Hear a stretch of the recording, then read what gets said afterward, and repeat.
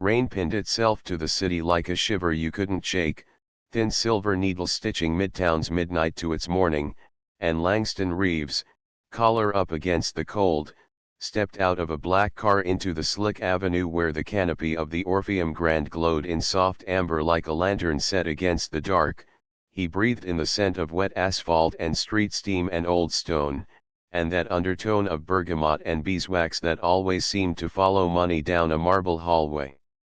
And for a brief second he was a boy again, his mother's hand a steadying warmth at the small of his back as they crossed a heavy lobby in Sunday clothes that did not fit the furniture, listening to the hush of a pianist, learning without words about thresholds made to open for some and hesitate for others. The car door thudded shut, his driver pulling away, and Langston, in a charcoal hoodie and travel-worn jeans, a week's beard shading the professional lines of his mouth, shouldered a leather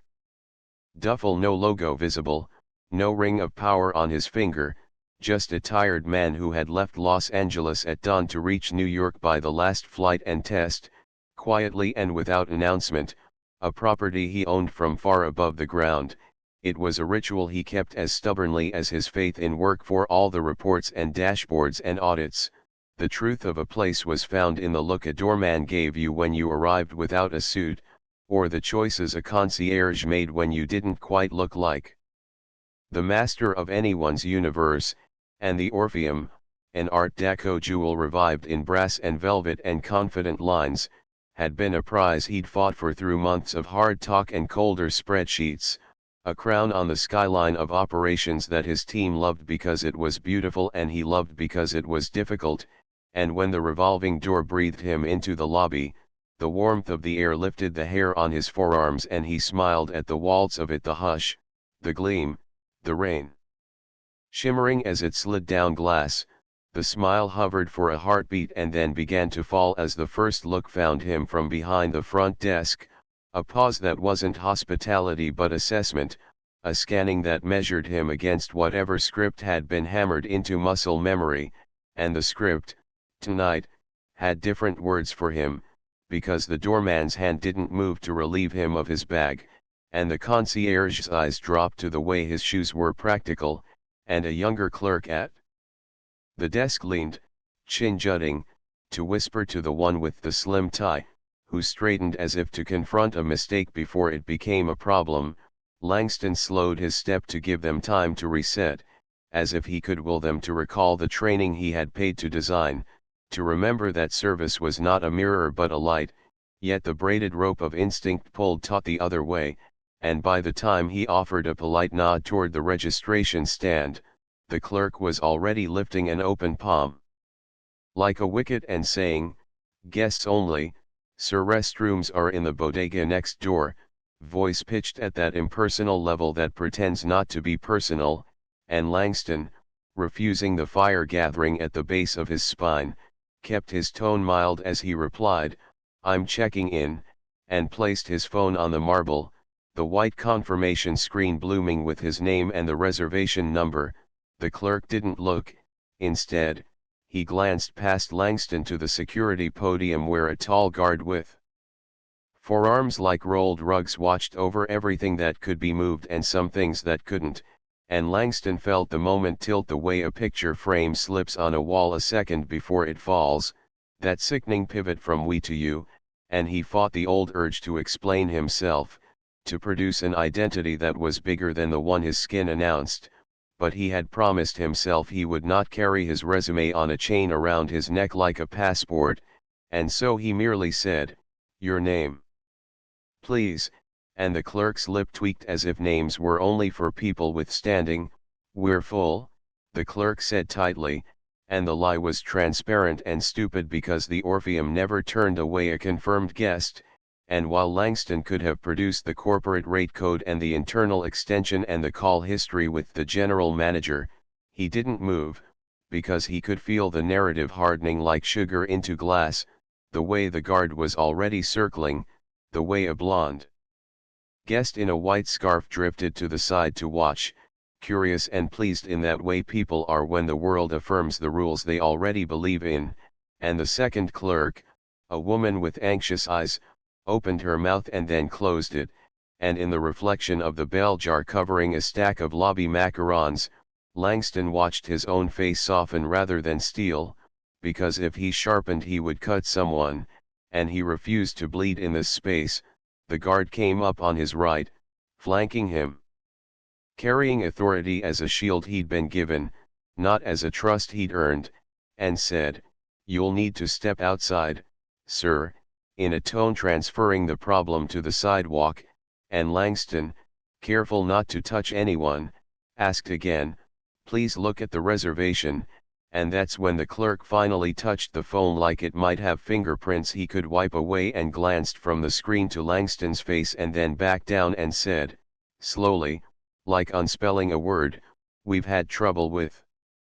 fraudulent bookings," and the guard's hand closed more tightly around the idea that he had the right to direct and remove, and the next thing, the next humiliating thing, happened with the inevitability of a genre film: security's arm hovering too close, a hush of commotion pulling in a second guard, the duty manager arriving with a fixed smile and a flinty core, and the script crackling, "If you don't comply, sir, we'll have to ask you to leave," and a concierge across the floor turning the volume up on the piano like that might soothe the nausea that rose in Langston's throat. He could see, in the periphery, a barback small, dark-haired, anxious hover near the boundary with a towel draped over one arm, trying to catch the manager's eye, trying to say something with her face, and he thought for a flicker of a second that all it would take to avert this was one person stepping toward him and saying his name, one person breaking the script, but no one did, and the security guard, with care that looked like professionalism and felt like contempt,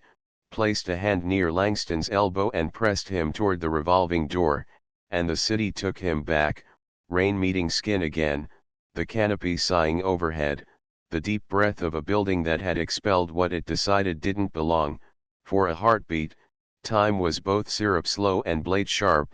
and he thought of his father in a Cleveland department store getting asked if he could afford the television he had already paid for,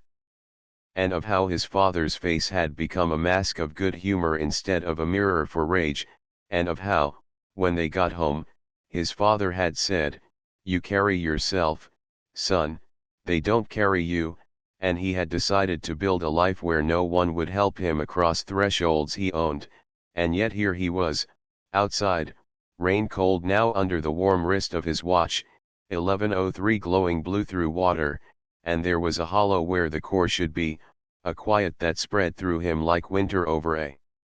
field. He stood a yard beyond the doorman, closer, and it might be a confrontation, farther, and it might be retreat, and in that middle ground, everything inside him recalibrated. He lifted the phone, rain beating on the glass, and thumbed a contact. In Los Angeles, someone rolled over in bed to answer, voice warm and awake in an instant, "Priya," and he didn't bother with the preface, "I'm at the Orpheum," he said, and she heard the rest in the way his jaw had clenched around the vowels.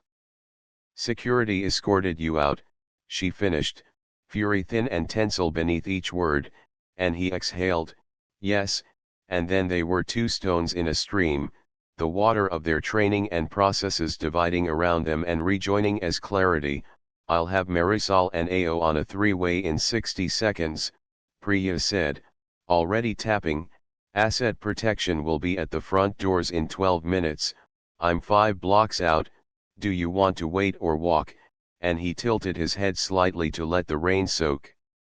behind his ear and felt the weight of all the options he had for revenge and how little he respected any of them compared to the simple necessity of setting a standard. "We do this clean," he said, "we do this by the book, but we do it now," and she said, "Understood," and then two other voices snapped awake in his ear, Marisol, general counsel, precise even half asleep, her mind like a spreadsheet built to argue, and Ao, head of people and culture, voice gentle until it needed to be brass.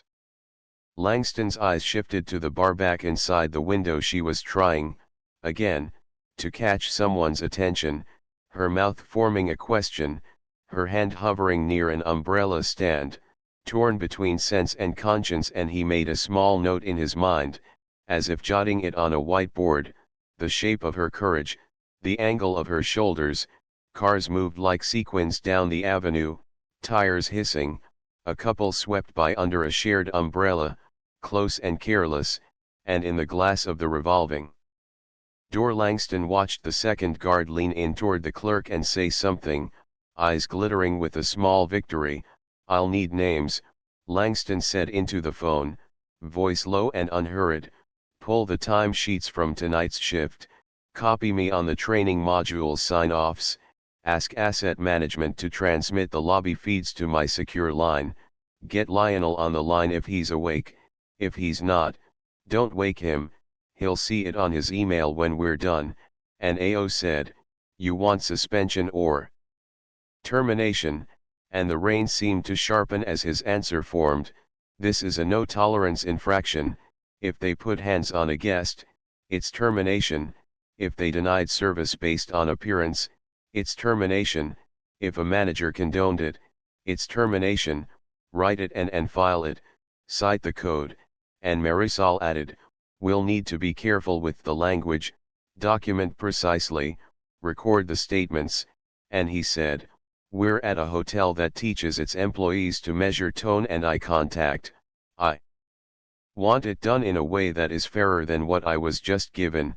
but I want it done." And Priya, breath coming quicker now as she trotted across a wet street, said, 10 minutes, and the call ended with the electricity of a circuit closed, and Langston blinked rain away and found the patience to stand still and breathe until the clock moved. He watched people watch him, saw the way they read his posture for submission or threat, felt his own decades of training in neutrality wrap around him like expensive wool, held himself with that studied calm that black men learn to wear the way divers wear masks,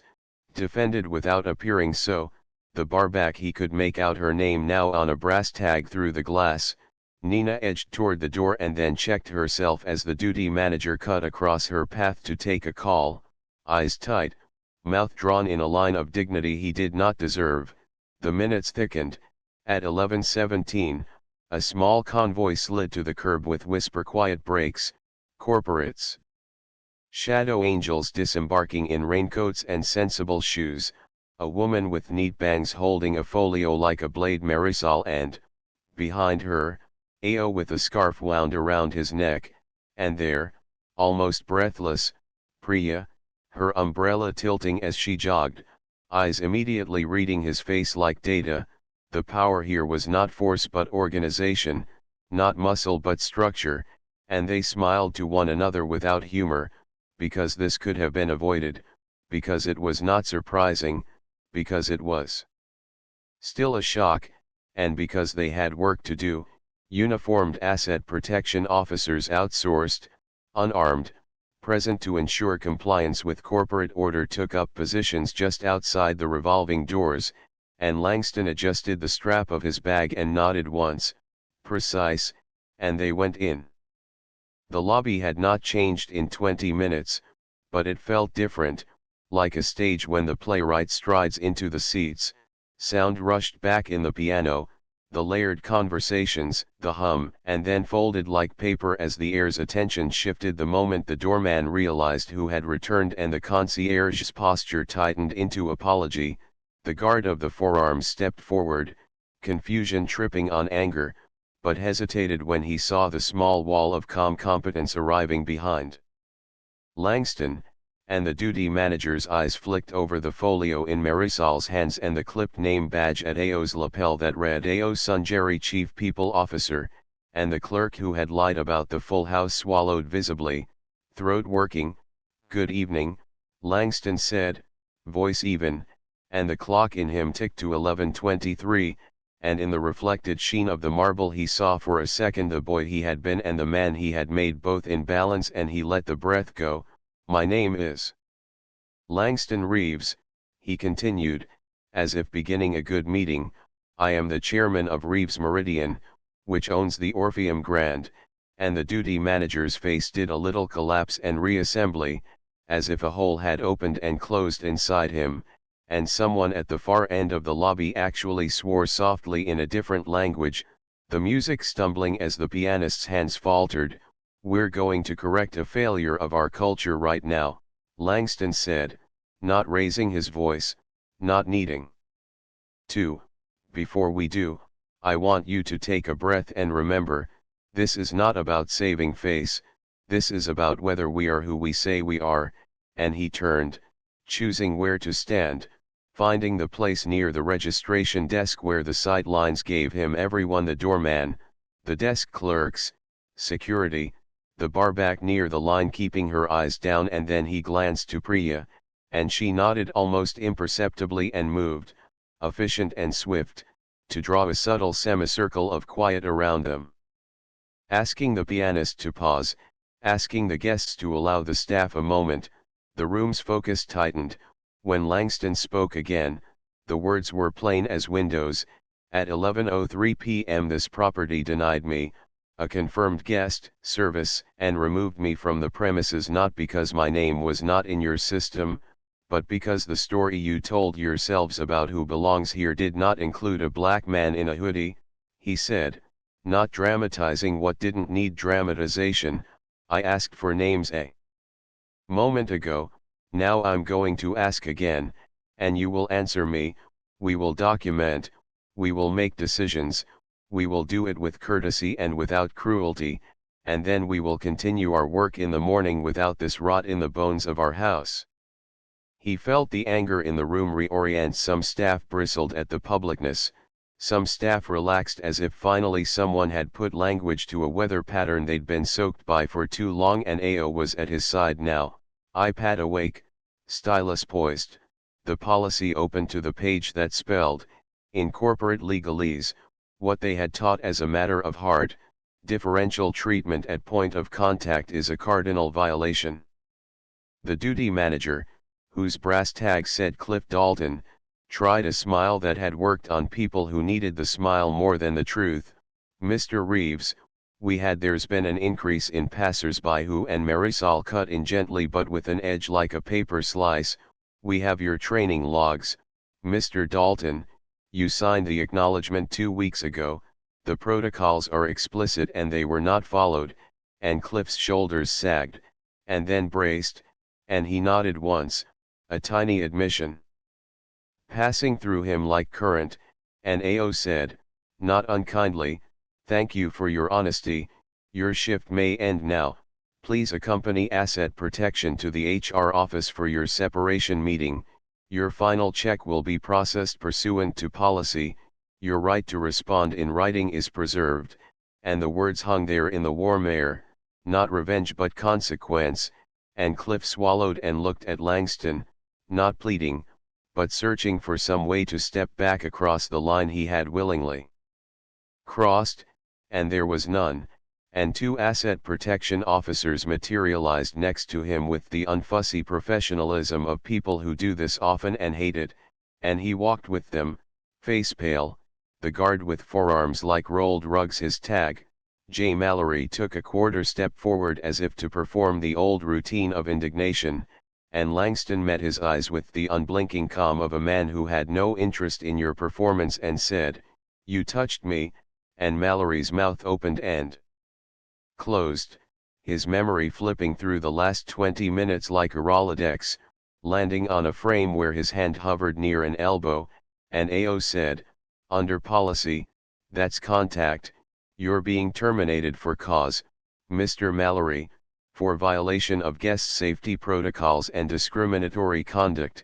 Please retrieve your personal items later under supervision." And Mallory, a flush climbing his neck, found no anchor to throw and so turned, stiff-backed, towards the side corridor, his partner behind him, expression unreadable, the first clerk Ethan Taverner, his tag announced, rocked on his heels like a boy about to be scolded and then hardened his face into brittle compliance. "I followed procedure," he said, voice up a half step, and Marisol, never one to leave reason at the door, tapped the tablet and read, "Procedure 4.3, Verify identity for a suspected fraudulent booking by requesting a secondary form of identification, not by denying service without review. You made no attempt to verify. You escalated to security prior to verification. Your employment is terminated effective immediately. And Ethan's eyes wet for a second, with rage or fear or the sour acidity of humiliation, and he nodded, lips pressed, and turned because there was nowhere else to put his gaze. The second clerk, the anxious-eyed woman, looked as if she might throw up, and before anyone could speak, she said, voice trembling, I tried to say I said to Cliff we should check, I should have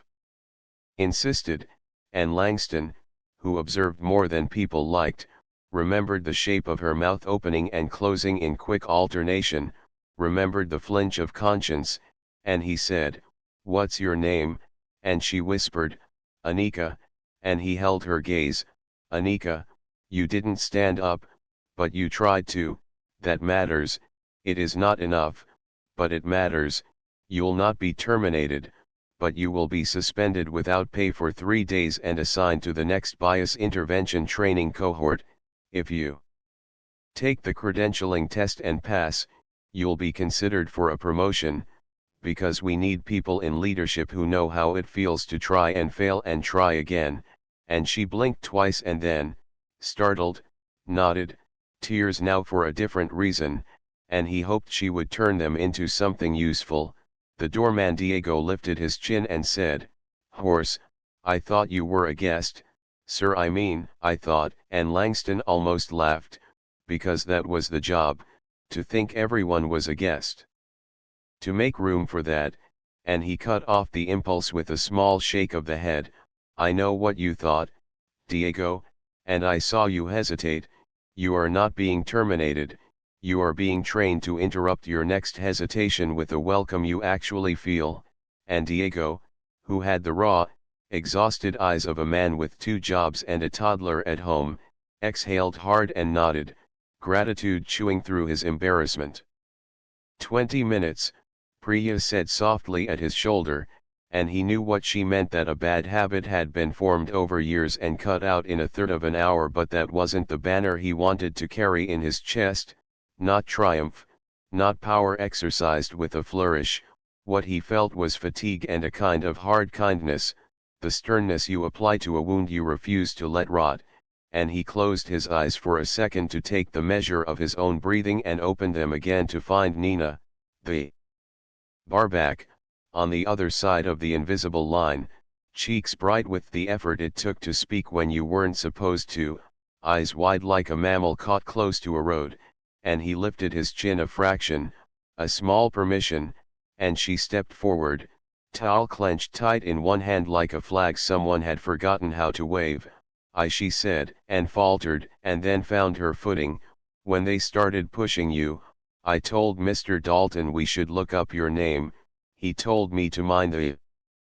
bar. I should have done more, and there it was, the not knowing of the right lever, the fear that keeps good people still. And he thought of the uncounted times he had been the one to insist, and how much it had cost him and how much it had taught him, and he said, not to make her feel small and not to make himself feel large, but to name reality. It's dangerous to do right. And she nodded, and in her nod was a promise, and he turned to AO and said, document that, add a commendation to her file for attempted intervention, enroll her in the management training track. I want her paid for tonight as if she had been a supervisor, because that's the work she tried to do. And the color in her cheeks deepened and she said, voice small and fierce, thank you, sir. And he almost growled, don't thank me, do it again next time, not because he wanted her to risk but because the world was made by the insistence of people like her in rooms like this. His phone buzzed in his pocket and he ignored it because there was more to do. He asked for the names of the night concierge, the security lead supervisor who had authorized the approach, the audit of escalations in the past 6 months, and he spoke to the room, not just to the 3 people whose employment had ended. If you are wondering why we do this here, in the light, it is because shame grows in the dark. If you are wondering whether this is performative, I say to you I would have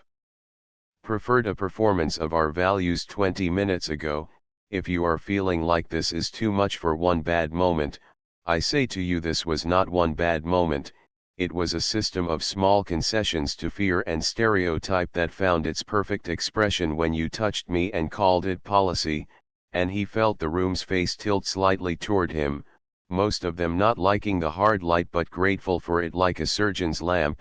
and he continued, "We're going to close the bar early tonight. We're going to comp the rooms for any guest who saw what happened and felt unsafe. We're going to ask every person on staff to write a one-page reflection before morning about a time they failed to interrupt a bias, including me. We will turn the lights on," and Priya was already texting, fingers moving like someone playing an instrument, implementing faster than many organizations make decisions, and Marisol said, with a slight smile that cost her nothing, "And we're going to file and file." Well, and that one laughter from someone, which was good because the air was tight. The pianist had been staring at the keys and now he let his hands rest. Only then, when the core of the operation had been accomplished and the paper trail ensured, did Langston step back from the circumference of the moment and feel the tremble in his calves, feel the weight of the bag on his shoulder, feel the night press against the glass with patient fingers. He said, "I'm going to check in now," and the room did something strange inside, as if a spell had been broken, and Anika, hands shaking, retrieved a plastic folder and ran through the steps she had practiced 100 times with a steadiness that delighted him for its simple normalcy. He signed where he needed to sign, accepted the keycard, and refused the ostentatious suite with the view of the river in favor of a corner suite whose windows looked south at the city lights draped like necklaces over the dark. He nodded to Diego, who had already begun to press good back into the world by simply opening a door for the next person, and he walked with Priya and Ao and Marisol to the bank of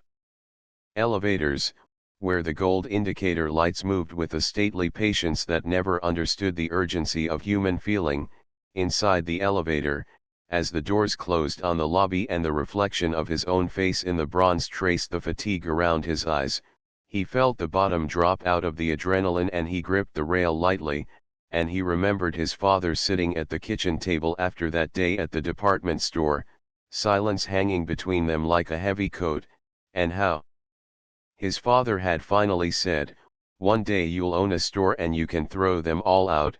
and Langston had shaken his head even at 12 and thought, "No, one day I'll own the store and teach them not to throw anyone out," and his father had smiled without looking up, as if hearing the thought in the shape of the quiet. In the suite,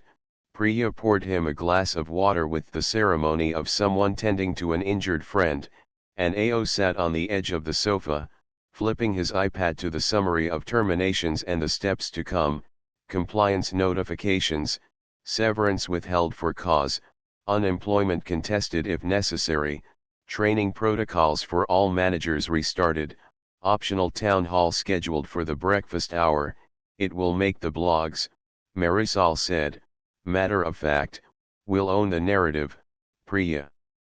countered, and Langston nodded because he didn't care about the optics in the way people think he did. He cared about that thing inside a communal body that turns septic if left unaddressed. "I don't want a sizzle reel about our commitment to inclusion," he said. "I want a quiet morning where Diego opens the door for a woman in a hoodie and sees her first as tired, not as trouble," and Ao's smile was small and completely real. After they left, after his keycard hummed the room into his alone, after he peeled off damp clothes and stood barefoot on the cool wood and looked out at a city he loved enough to fight, he called his mother because there is a line between certain kinds of harm and the only person who can stitch it clean is the one who taught you to walk without scraping your knees. She answered on the second ring, voice warm with sleep and surprise, "Baby," and he told her what had happened and what he had done, and she listened, humming, the sound she made when kneading bread, and when he was done and the line hummed with both of their breathing, she said, "You were right not to shout," and he laughed, sharp and soft. "I shouted in the part of me nobody hears," and she said, "I know," and then, after a pause, "It doesn't get easier," and he said, "I know," and there was a second of quiet where he felt younger than he was and older than he wanted to be, and then she said, "I'm proud of you, don't let it make you hard," and he promised, and he meant it, even though he also knew that hardness had kept him alive in 1,000 rooms built without him in mind. When they hung up, the city arranged itself into a quilt of light and he watched it until the feeling of wanting to punch a wall dissolved into the feeling of wanting to fix a wall so the next person wouldn't have to punch it. He slept badly for an hour and woke before dawn with the fan's white noise in his ears and the faint ringing that the body holds after a fight. He showered slowly, feeling the water drum his scalp as if he could wash out the last 20 minutes of the night before. When the first violet of morning threaded itself through the gap in the curtains, he dressed in a dark suit that fit him the way relief fits a story after tension, tie a color that would read as navy until the light hit it and revealed a deep green, shoes polished to the exact shine that says money without making noise, and he descended in the elevator to a lobby that smelled of coffee and croissants and self-consciousness. The sign he had asked to be printed overnight stood on a brass easel where flowers usually smiled, Orpheum Staff Town Hall 8A.M, and the room filled with faces in various states of shutdown and opening. He stood at the front, without a podium, without a mic, and he told the truth with a quieter temperature now, the words landing in people's bodies as something to metabolize and not something to clap for, and when he finished, he called Nina up and told the room what she had tried to do, not because he wanted to embarrass her but because the room needed a lighthouse to steer by, and he announced the creation of a fund to pay for frontline staff to attend de-escalation and anti-bias certification courses with bonuses attached to the credential, and he announced that on the first Sunday of every month the hotel would open the lobby to the neighborhood to hear live music from local students and that there would be coffee and pastries for anyone who wanted to be in this room without buying something, and he watched people understand and misunderstand and then start, slowly, to understand again. He watched the pivot happen, the one that matters, when a collective behavior demagnetizes and resets, after, in the line that formed like a small river before him as staff wanted to be seen, he saw Anika, eyes still red-rimmed but jaw set, and he said, "You're going to be excellent," and she said, "I'm not going to be soft," and he said, "Be kind, harder than you've ever been soft," and she nodded and he believed her. Diego shook his hand with both of his and said, "My mother will hear about this," and he said, "Good," and someone from housekeeping, an older woman with silver at her temples, gave him a look that was a whole library of women's wisdom and said, "It's not new, but it's nice to see someone do something," and he wanted to kneel and wash her feet with a bowl of apology he would never finish, and instead he said, "We should have done it sooner," and she nodded and patted his arm and moved on. By noon the world had the story, of course headlines that liked the word fired, that rolled it on their tongues like a hard candy, thumbnails framed to make him look like a villain or a savior depending on whether clicks prefer burnings or baptisms, but he refused to read the comments because he had seen the only ones that mattered in the eyes of the people who would hold doors here tomorrow. In the afternoon, he met with Lionel, the general manager, who had come in looking like a man in a tie, on his way to a firing squad, but who sat, after the first 5 minutes, like a man drinking water he didn't know he had needed,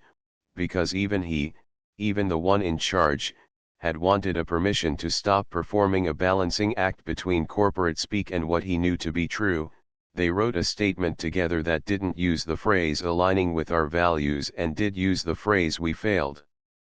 We saw it. We are changing this in public because we should never have allowed this in private, and they sent it and waited for the small earthquake, and in the blue light that comes at the end of a day that began with rain, He stood in the lobby. He had almost been denied and listened to a student quartet from a charter school warm up for their impromptu gig, notes tumbling like marbles across a table, as staff moved through the space adjusting, not just out of fear, but out of a realignment that felt like a joint clicked back into socket, a pain replaced by a clean ache that promised healing. He met a woman in a hoodie who checked in and smirked at him when he lifted his eyebrows. "It's not that deep," she said, but then, after a beat, "It is, though," and he laughed with her because it always is and sometimes isn't, and it is in those times that you win a reprieve. At midnight, when he returned to his suite with a slice of cheesecake that someone had sent up because it's New York and that's what you do with your love, he loosened his tie and stood at the window again and looked down. The rain had stopped and the avenue gleamed like a promise, and though part of him will always want to send an email at 1 a.m. adjusting a course by a degree, part of him allowed himself the privilege of being a person in a room he had paid for with patience and fury, and he let himself feel both angry and gentle, both exhausted and proud, both powerful and small before the work that would outlast him, and beyond his reflection he saw, for a second, the ghost of a boy in Sunday clothes cross a heavy lobby behind his mother's steady hand and step without hesitation past a threshold that had learned at last to open.